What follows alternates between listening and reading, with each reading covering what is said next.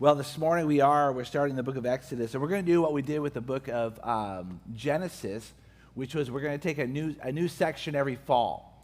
So what we did with Genesis, if you were unaware, we started 7 years ago, and we every fall we just took a new section of Genesis, and we're going to do the same with Exodus until we're done. I don't think it's going to take us 7 years, but you never know. You never know.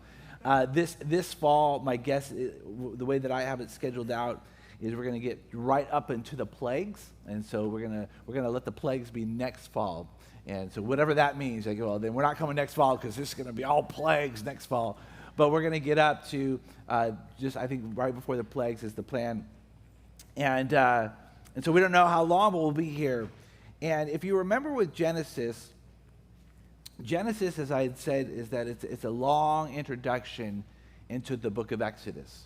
We understand that Moses wrote the first 5 books of the Bible, and so Moses, this is going to be the story of Moses and how God saves the Israelites out of slavery and delivers them out of Egypt, is that Moses is the author, and so Moses goes back and he writes Genesis, probably writes down these tales and things that have been told. He writes all of that, but really at some level, it's just a long introduction to the book of the book of Exodus. How did we get all of these people called the Israelites in the land of Egypt with a promise of another land? And, well, then Genesis starts with, in the beginning, God. In the beginning, God created. And God created, humanity fell in Genesis chapter 3. And it's when humanity falls in Genesis chapter 3, right, don't eat of that tree, and Adam and Eve eat of that tree. When Adam and Eve fall, that all of humanity fell with them. And God's promise then to Abraham is that I'm going to redeem these people. I'm going to make you into a great nation, is what God tells Abraham. I'm going to bring about salvation through you to the whole world. And so we see with Abraham is this promise. But Abraham, if you remember, right, he had no kids. And God says, I'm going to turn you into a mighty nation, and there's no kids. Like, how are you going to do that? And then eventually one is born. Isaac is born. And God says, through this line, then now you got one. After Isaac, then Jacob and Esau are born, right? They're twins, and God says the promise is going to go through Jacob, who's the younger. Jacob wrestles with God. He's renamed Israel, so that's why we call it Israel, is the one who wrestles with God. And so Jacob is renamed Israel, and Jacob has 12 sons. Those 12 sons become the 12 tribes of Israel, right? So they get the 12 tribes of Jacob, but Jacob's name was changed to Israel. So the 12 tribes of Israel. Of those 12 children, there's one who's the favored by Jacob but hated by all the others, right? And that's Joseph. Joseph is loved most by Jacob. Jacob loves Joseph the most. But what often happens is when parents have a favorite child, and we all know which one it is, right, parents? You all know which one's your favorite child. And when they all have the favorite child, is that all of the other kids tend to hate that child. Well, that's what happened with Joseph, is that the other brothers began to dislike him. And they had a plan to kill him. Instead of killing him, they sold him into slavery. And in selling him into slavery, he makes his way down to Egypt. What happens in slavery then is there's an altercation. He's an innocent man, but he's some charges that were not true of him. And so then he goes to jail.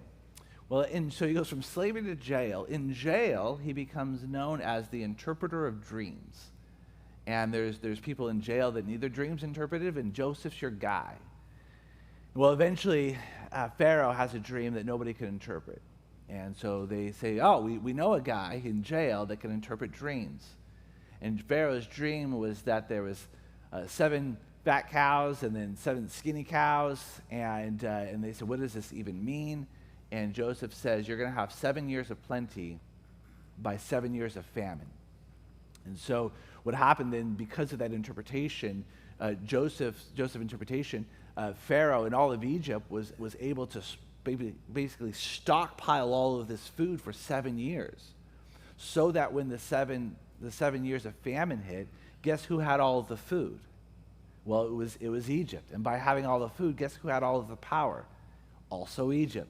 And so with that, then there's Pharaoh, and then there was Joseph. Joseph became very great.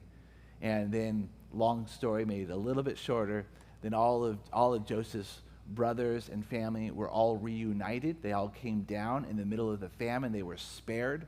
They all moved down to Egypt. And in Egypt, now you've got the Jacob, and you've got his sons, and they start having kids, and years go by. And that is where we start with the book of Exodus. So if you got your Bibles, turn with me to Exodus chapter 1, verse 1. This morning we're going to cover all of chapter 1.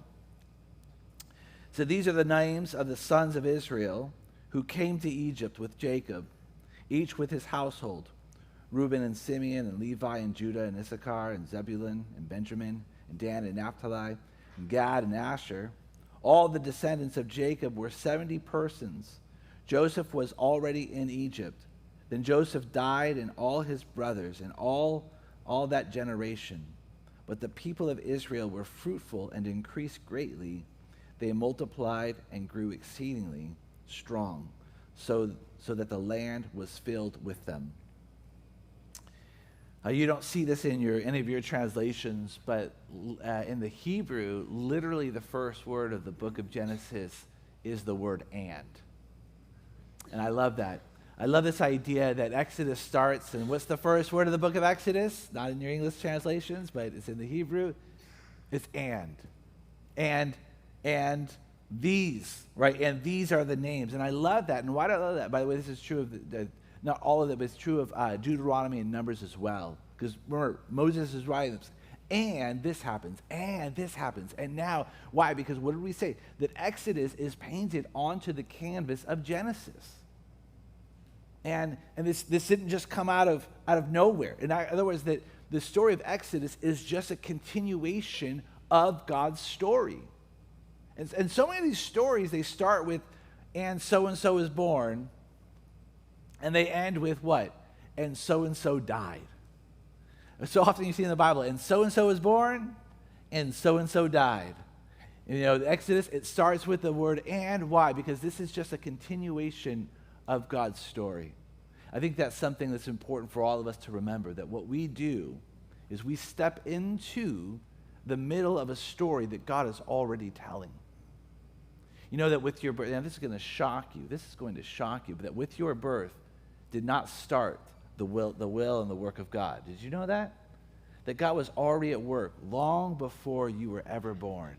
And I know what you think. You go, well, really though? But really? I mean, was he really? Of course he was. Now, he was beginning his work in you, but his story started long before you. Even, we celebrate the 20 years that have been here, and Northside's been about 25 years in existence. God's story of the church goes long before that. And we will all be born, and we will all die, save that Jesus returns, and guess what will happen? His story will go on. It's good for us to remember that unless Jesus returns, that our story too will be bookended with, and so was born, and so died. And what happens is that God's story leads into that, God's story is in the middle of that, and God's story goes continually on after that. And what it says here is that the people of Israel, they've grown in numbers, and they are strong.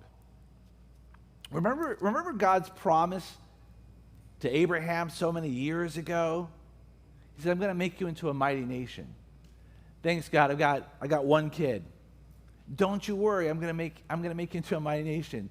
And then he has the twins. And then once again, through one kid. And you go, all right, well, Jacob's got 12. Okay, great. But 12 is not a mighty nation. And those 12, they make it all of the way down to Egypt, and they begin to multiply. And they begin to have kids, and generation after generation. We know that they're going to be down there for 430 years. Generations after generations. And they're going to multiply.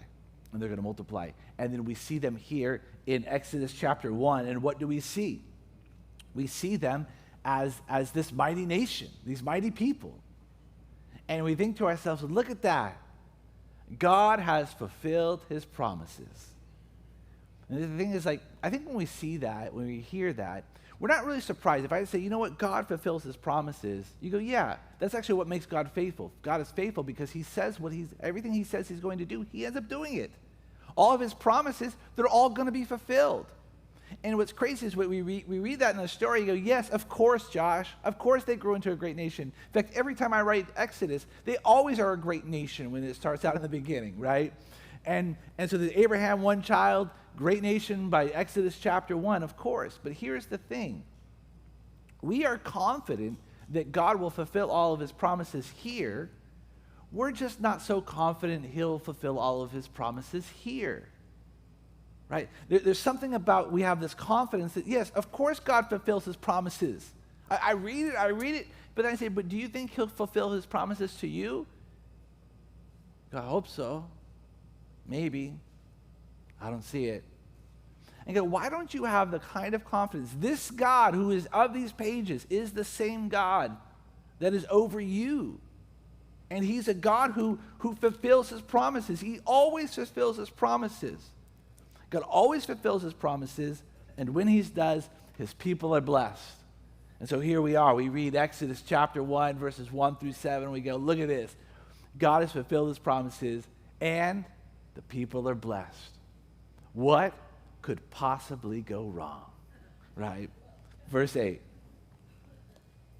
Now there arose a new king over Egypt who did not know Joseph. And he said to his people, behold, the people of Israel are too many and too mighty for us. Come, let us deal shrewdly with them, lest they multiply, and if war breaks out, they join our enemies and fight against us and escape from the land. Therefore they set taskmasters over them to afflict them with heavy burdens. They built for Pharaoh store cities in Pithom and Ramses.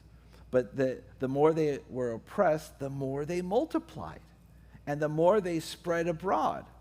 And the Egyptians were in dread of the people of Israel, so they ruthlessly made the people of Israel work as slaves and made their lives bitter and with hard service in mortar and brick and in all kinds of work in the field. In all of their work, they ruthlessly made them work as slaves. And so there is this new king, this new Pharaoh who came and he didn't know of Joseph. Now we're not sure what it means by that. Did he did he not read the history books? Or is this idea that Joseph in his mind had been forgotten? But either way, this idea arises that there's a new guy in charge, Pharaoh's in charge. He didn't know who Joseph was. He doesn't know that he owes, like the people of Egypt, they're doing so well because of the blessing that Joseph was. He forgot all of that, and what he sees then is he sees this problem that is arising in this nation that is growing. And so he begins to be afraid. He's ignorant of Joseph. He's ignorant of Joseph, and what he lacks in knowledge, he's replaced with fear. I think there's a lot of times when we lack knowledge of the past, and it inspires fear in the present. We lack knowledge of the past, it inspires fear in the present. I mean, even think about like the church and Christianity and our culture. They go, oh, Josh, Christianity and culture, it's not going in a great direction. I go, yeah. Read church history. We've been here before. We've been in these places before. And I'll tell you this, if you read church history, reading church history will actually give you a confidence in your presence. Why? Because whenever we forget the past, it inspires actually fear, not confidence in the present. And so here what we find is that he forgets the past, and what he lacks in knowledge is replaced in fear. And look at what the fear is. The fear is that they're going to increase in number, they may join the enemy, and that they would leave Egypt. And so then we have to deal with them shrewdly. Or this idea here is wisely. But what you're going to see come from Pharaoh is anything but wise. This is going to be a worldly wisdom, but not a godly wisdom. In fact, actually, his wisdom, his worldly wisdom is going to oppose the will of God. And so what's his fear? His fear is that they're going to increase in number, they will join the enemy, and that they will leave Egypt. Well, it's interesting is that the fear isn't that they would join the enemy and defeat Egypt. Actually, Pharaoh's fear is that they would join the enemy and leave. Like they would bounce out. And from what we know at this point is that actually the Israelites are doing a lot of the work already. And so they're taking care of the livestock, and he has these, he needs them, but he fears their growing number. And so Pharaoh's in this weird place. He goes, I need them, and I need them to be in great numbers. In fact, I don't want to lose them, but they cannot increase. And so he's afraid either way. I'm afraid if I lose them. I'm afraid if they grow in numbers. So we have to do something else. And so he has a reason to fear them leaving. Because remember, if you remember back in Genesis, if you forget, they're all on YouTube. You can watch them all. But back in Genesis, that God made a promise to Jacob. He says, I'm going to bring you back to this land. And so actually one of the promises was that the Israelites would not stay in Egypt. And so really, truth be told, Pharaoh is right to have this fear that one day the Israelites are going to leave because that's the promise of God. Actually, God had promised them two things. One, I'm going to make you into a great nation. And two, you're going to leave this land because I've got another land for you somewhere else. And so what Pharaoh sees is one, whether he knows this or not, but one promise has already been fulfilled. They're a great nation, and he fears that the second promise will be fulfilled, that they're going to leave this land. And so then he does what everyone tends to do when they feel like they're losing control.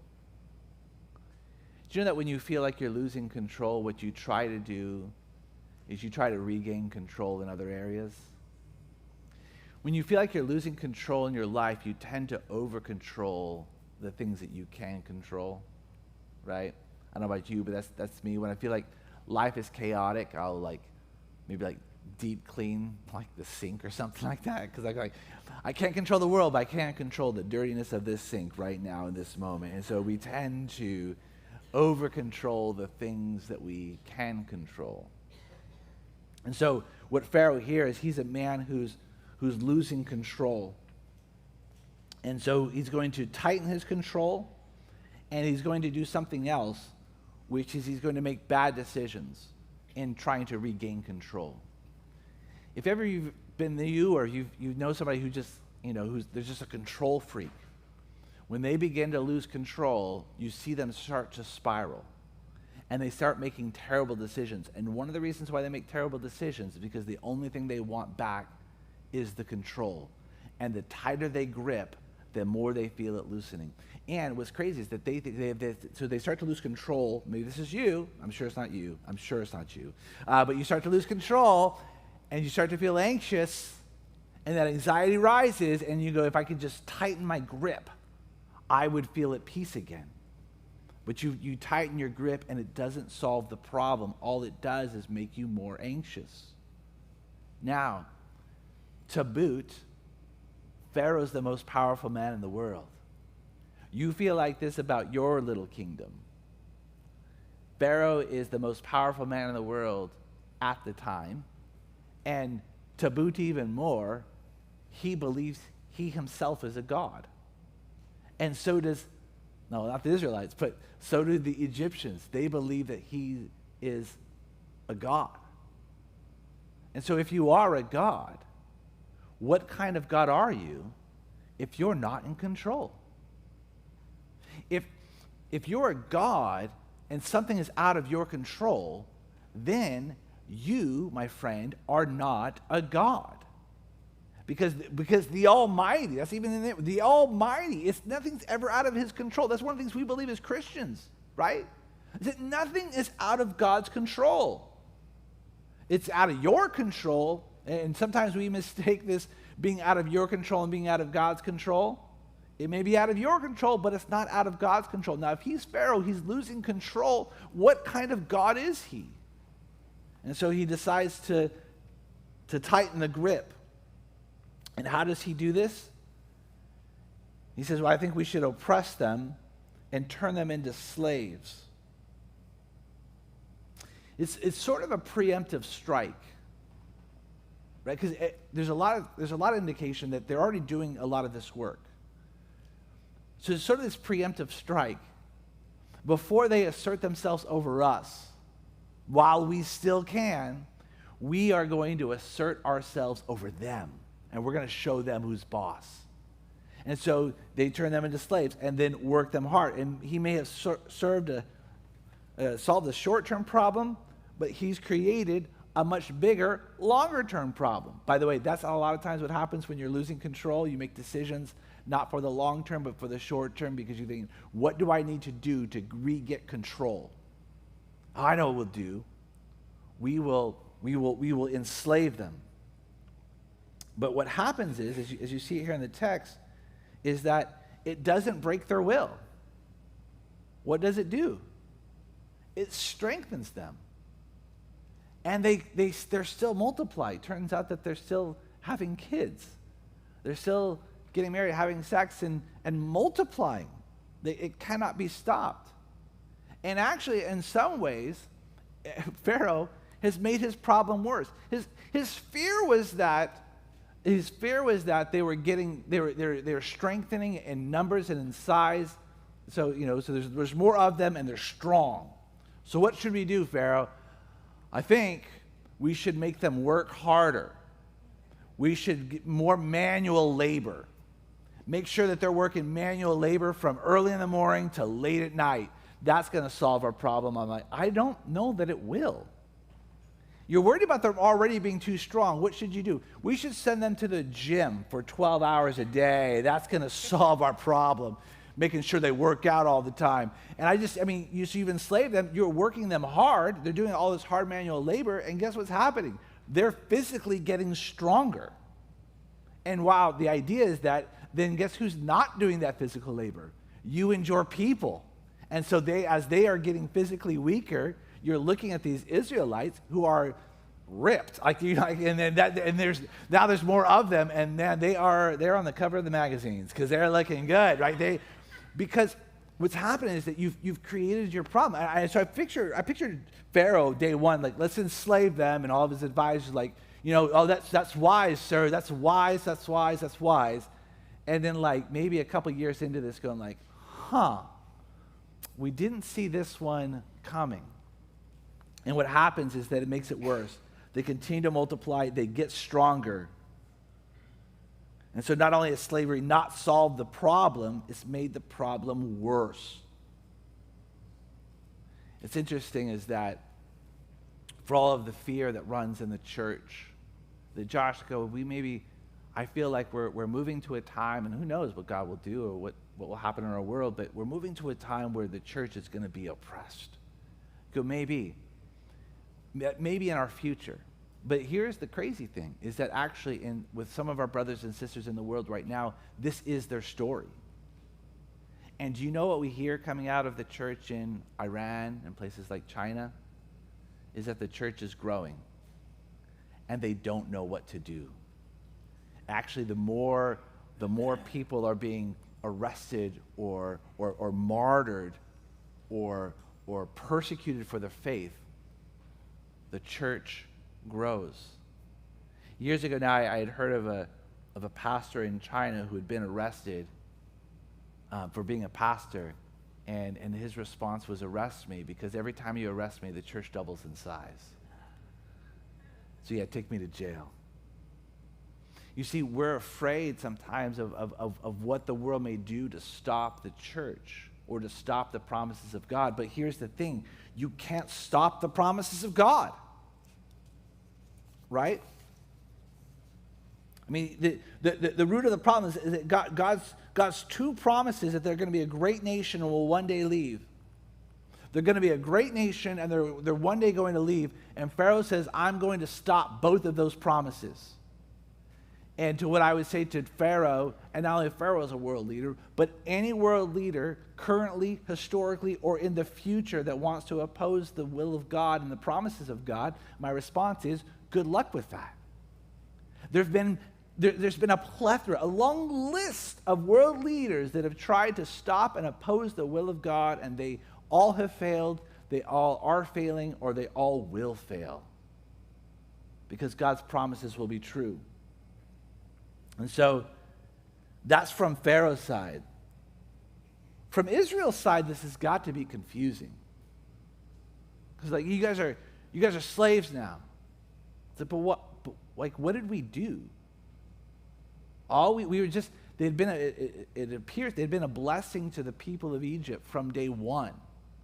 I mean, they were spared a 7-year famine because of what God did through Joseph. We've been a blessing since day one. We've worked hard, And so this is a confusing, and then they get enslaved, things get worse for them, and we're going to find out even next week, and weeks following, when you think it can't get any worse, it does.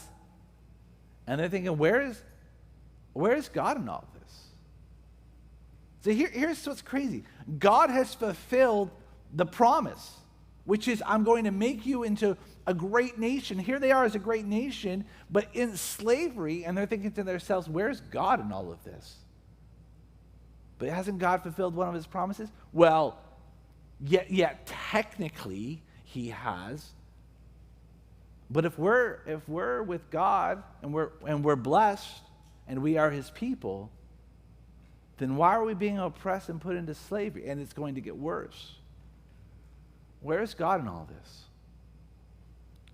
You may even have felt that. Like if I'm right with God and God loves me, then why is life so miserable? Maybe God's not as good as he says he is. Maybe he's not as great as he says he is, or maybe he doesn't love me. And God says, no, I'm as good as I am. I'm as great as I said I am, and I love you dearly. Then why is life so hard? This is the confusion that they would have been facing. This is the confusion often that you face. Like, why is life so difficult? I mean, couldn't God save us from all of this? God can and God does. And so all Pharaoh does is, in his desire to get more control, all he does is create a context in which he's going to lose more control.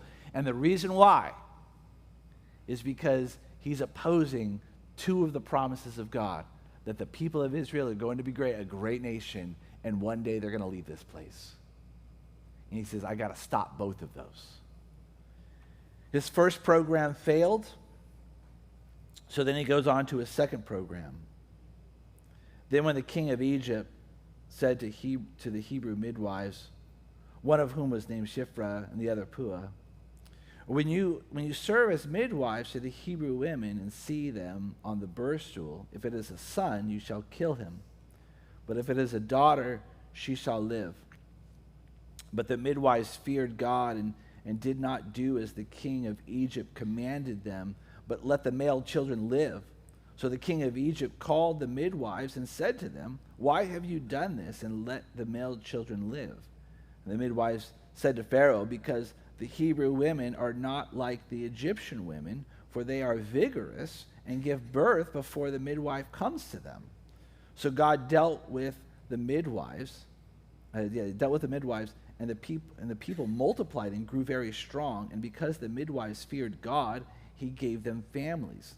Then Pharaoh commanded all his people, every son that is born to the Hebrews, you shall cast into the Nile, but you shall let every daughter live. And so his second program fails. And so then he sets up a third program, which is like, actually now it's not just the midwives, because he's saying, so his first program, let's make them slaves, oppress them. That's going to take care of the problem. It doesn't take care of the problem, it just makes it worse. And so he says, okay. All right, midwives, as they're giving birth, I want, if it's a girl, if it's a daughter, you let them live. If it's a son, you kill them. And the midwives refuse. And so that program doesn't work. And so you see what he does? He's expanding it now. It's not just at birth, just anytime that they're born. And it's not just the midwives, it's anybody. You can then throw them into the Nile. We'll see the story next week. Don't read ahead, you're going to ruin it. But there's a baby, spoiler alert, there's a baby thrown into the Nile that ends up being somebody really important. But he expands it. And so I love here is that he says he's losing control. He makes more terrible decisions. And so he says, I want you to kill the boys. And see, I think he thinks this will solve one of the problems, which is they're growing in numbers and strength. So kill all the men. It would do another thing. It would also force, if you kill all of the boys after a generation, all of the women will need men to produce, and so it would be also a way to force integrate into this culture, into the Egyptian world. Because if you think of this, we're at least 300 years in. We're probably further, probably 350, maybe 380 years into it, so longer than the nation. We've existed as a nation. They've been there, and they still see themselves as a distinct, different people, right? So this is hundreds of years in, and they still say, we're the Israelites, and the Egyptians are like, yeah, they're the Israelites. Well, this program would also help after so many years force them to integrate. You would basically have your men with their women, and then after another 300 years, there would be no more Israelites, right? They would just all be Egyptians. And so this word comes down, and Sifra and Pua, they're like, we're not going to do this. And there's because this is civil disobedience, right? Pharaoh says, this is what you're going to do, and they said, we're not going to do this. And we're not sure, did they lie or what happened here? Like all of a sudden, all the kids like, oh, so lying is okay. Okay, so lying is okay if it's for the right reasons. We actually don't know what they did in that sense. What we know is that they did not violate their faith in God, and they did not violate their profession. As a midwife, that's their job, was to deliver a healthy baby, and to say, we want you not only to not deliver the healthy baby, we want you to kill a healthy baby, is actually they're going against not only their God, but their trained profession. And so we're not sure. But I love this. Pharaoh says, what's going on? He's like, well, Pharaoh, with all your slavery, all your enslaving of the Israelite people, you've turned them into a vigorous kind of woman. And now these vigorous kind of women, they give birth vigorously, quite quickly. They give birth quickly. Well, we also don't know what the midwives did. Like, hey, so, so-and-so, she just went into labor. You got to come down now. Like, yeah, I'll get right there. She right now, her water broke. Yeah, her water broke. You got to come. Cool. I'll be there in just a little bit. I got to do some things around the house a little bit, and then I'm going to get right down. Stink. I got there too late again. But what's crazy for both of these two women, to oppose Pharaoh is to embrace death. So actually, in a beautiful way, they're saying we're going to spare these children, but we're going to actually put our own lives on the line. And Pharaoh, as far as we know, because here in the story, Pharaoh doesn't, at least in the story, he doesn't kill them. In fact, actually, not only are their lives spared, but what happens to them? They're given families. Because they have sacrificed their own life, being willing to sacrifice their own life, God has seen that, and he has blessed them. And because why? Because their fear in God was greater than their fear of Pharaoh. Jesus says something very similar, right? He says, don't fear the one who can just kill the body, right? Fear the one who can kill the body and soul and condemn it to hell. And the beautiful thing that we find there is that we actually don't need to fear, because of what Jesus has done for us on the cross. We don't need to fear him. But I find a lot of Christians is that we fear the one who can just kill the body. Your employer, they're still illegal, but in this sense, right, they can just kill the body. Like, I don't know, I feel like he's sucking my soul, Josh. He's sucking my soul, sucking it dry. But he can just, like anything in this world, all they can do is kill the body. He says, don't fear the one that can just kill the body. Fear the one that can kill the body and the soul. And this is, by the way, by Pua and Shifra, that's what they do. We are more accountable to our God than we are to our Pharaoh. But I want you to know, like, this is what civil disobedience looks like, and this is the extreme. It is funny, like, in our world today, I think a lot of times, especially in our country, and Christians in our country, we use the civil disobedience for like things we don't like. I don't like that. And I don't think that God likes that. Therefore, I can be civilly disobedient. He says, no. Paul actually encourages us, tells us, implores us. We be civilly obedient unless what we're being asked to do goes in direct contradiction to what God has asked us to do. To give you an example of the pastor that was in China, stop preaching the gospel. Well, can't do that. I'm going to preach the gospel. If you do, you'll be arrested. Well, then you're going to have to arrest me. And so here we see this disobedience. God rewards this disobedience. And the story then continues. And I love this. There's so much irony in this opening chapter. Have you thought about this idea that the brothers of Joseph sold him into slavery? Joseph rises to the rank number 2 in the nation, and then the whole nation ends up in slavery. But what's actually, I think, even more beautiful than sort of that is did you see how it said about Pharaoh? Pharaoh, there once came a Pharaoh who didn't know Joseph. And that Pharaoh, he was afraid of losing control, so he enslaved and oppressed the Israelite people. That didn't work. They only became stronger. And so then he says, you need to kill all of the boys. And then Shiphrah and Puah, these midwives, they came along, and they kept that from happening. And then this Pharaoh, then he said, that's it. Then everybody, the sons, whenever they're born, we're going to open up that window. They can be thrown into the Nile. But do you know who we don't know? We don't know who the Pharaoh is. Ironically, he didn't know Joseph, and here we are thousands of years later, we know Joseph, we don't know him. There's actually, reading, Jenny has seen the size of books at the house. They're all commentaries on the book of Exodus, and they stand about that tall, and all of them would say, here are who they could have been. Because we know the pharaohs. We know who the pharaohs are in order. We just don't know which pharaoh this is. And you know why we don't know which pharaoh this is? Because Moses doesn't tell us. And I don't think that Moses doesn't tell us because he's like, oh man, what was that guy's name again? I think Moses knows, but Moses doesn't put his name. In fact, we even know this today. When somebody does something notorious, you'll see this. Don't say the name. Don't put the name. In fact, even today, we call it, the shooter. Don't say the name. Why? Because giving them the name gives them some sort of credibility, even if it's infamy. And Moses says, I'm not going to do that. Pharaoh.